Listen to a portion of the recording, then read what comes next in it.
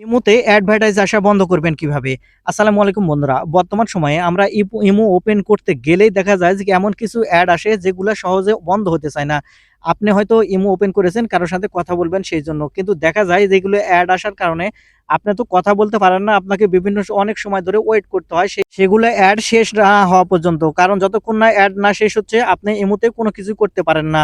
তাই এই ভিডিওটিতে আমি আপনাদের দেখাতে চলেছি ইমোতে এই আজেবাজে অ্যাড গুলো আসা বন্ধ করবেন কিভাবে।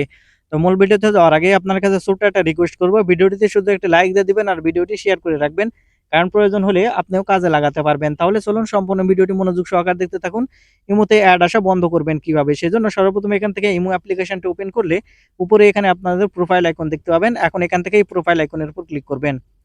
প্রোফাইল আইকনের উপর ক্লিক করলে এখানে আপনারা ৩ নম্বরে একটি অপশন দেখতে পাবেন। এখানে সেটিংস দেখতে পাবেন। আপনি এখন এখান থেকে এই সেটিংসটি ওপেন করে নিবেন। আপনি এখন ইমো সেটিংস ওপেন করার সাথে, সাথে এরকম ইন্টারফেসে নিয়ে আসবে। এখন এখান থেকে ২ নম্বরে একটি অপশন দেখতে পাবেন ফাংশন। আপনি এখন এখান থেকে ফাংশন এই অপশনটি ওপেন করবেন এখান থেকে। ফাংশন এই অপশনটি ওপেন করলে এখানে অনেকগুলো অপশন দেখতে পাবেন। এখানে ১ম এ যে অপশনটি আছে সেটা হচ্ছে ভয়েস ক্লাব। আপনি এখন এখান থেকে ভয়েস ক্লাবের ডান পাশের একটা এনেবল বাটন দেখতে পাবেন। যদি এটা অন করা থাকে আপনার, তাহলে এখান থেকে অবশ্যই এই এনেবল বাটনটি অফ করে নেবেন। তারপরে আপনারা এই ২ নম্বর যে অপশন দেখতে পাবেন, এই ২ নম্বর অপশনেরও ডান পাশে একটা এনেবল বাটন আছে।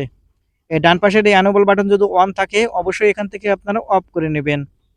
তারপরে এটা অফ হয়ে গেলে তারপরে আপনারা নিচের দিকে আসবেন। নিচে আসার পরে ৩ নম্বর অপশন যেটা ডান পাশে এটারও এনেবল বাটন একটা আছে। এখান থেকে এই এনেবল বাটন যদি অন থাকে তাহলে এখান থেকেও আপনারা অফ করে নেবেন। তারপরে নিচের যে অপশন আছে ঠিক এটারও সেম ভাবে এনেবল বাটন যদি থেকে থাকে তাহলে এখান থেকে আপনারা অবশ্যই অফ করে নেবেন।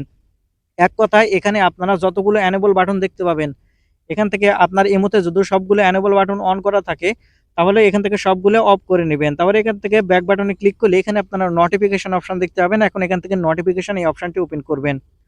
নোটিফিকেশন এই অপশনটি ওপেন করলে এখানে নিচের দিকে আসলে এখানে দেখতে পাচ্ছেন ভয়েস ক্লাব।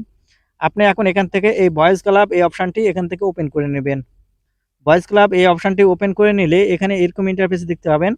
এখন এখান থেকে আমি মার্ক করে দেখিয়ে দিচ্ছি। আপনারা এখান থেকে এই এনেবল বাটন যদি এখান থেকে যদি আপনার অন থাকে, তাহলে আপনারা যে কাজটি করবেন এখান থেকে এই এনেবল বাটনগুলো এখান থেকে আপনারা অবশ্যই অফ করে নেবেন। আর এখান থেকে এই এনেবল বাটনগুলো অফ করার সাথে, সাথে আপনারা দেখবেন যে আপনাদের ইমো থেকে ভয়েস ক্লাব থেকে শুরু করে আপনাদের মোবাইলে যে আজে-বাজে অ্যাড আসা ছিল, সেগুলো কিন্তু সবগুলো কিন্তু এখান থেকে বন্ধ হয়ে যাবে। তো বন্ধুরা এই ছিল আজকের ভিডিওটি। ভিডিওটি থেকে যদি কিছু শিখে থাকেন তাহলে আমাদের চ্যানেলটিকে সাবস্ক্রাইব করে রাখবেন। কারণ প্রতিনিয়ত এরকম ইম্পোর্টেন্ট ভিডিওগুলো আমাদের এই চ্যানেল থেকে পেয়ে যাবেন। ধন্যবাদ ভিডিওটি দেখার জন্য। দেখা হবে নতুন কোনো একটি ভিডিওতে। সে পর্যন্ত সবাই ভালো থাকবেন আর চ্যানেলটিকে সাবস্ক্রাইব করে সাথেই থাকবেন।